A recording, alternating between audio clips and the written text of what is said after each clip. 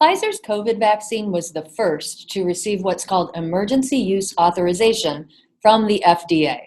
We're joined by Dr. Michelle Bache, Vice President of Medical Affairs at Elkhart General Hospital, to talk about what emergency use means. Dr. Bache.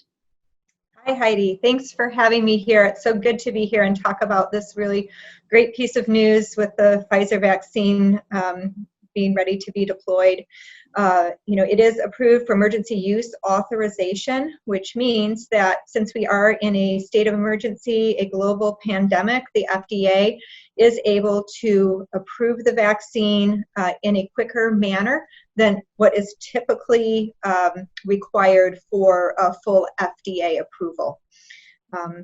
Really, it just means that the long-term, 6 months of observation has not occurred, but we have been able to monitor this for 2 months after the second vaccine in over 74,000 recipients, and we're very confident about the safety and the efficacy.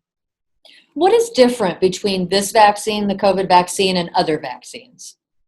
So this vaccine is really a medical breakthrough. It is, just a miracle of modern science. It's an mRNA virus, which is not something that has been used before.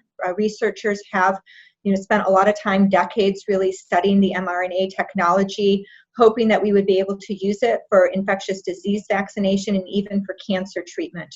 What occurred with COVID was that there was such an intense interest around the world to develop a vaccine that lots of money was put towards it.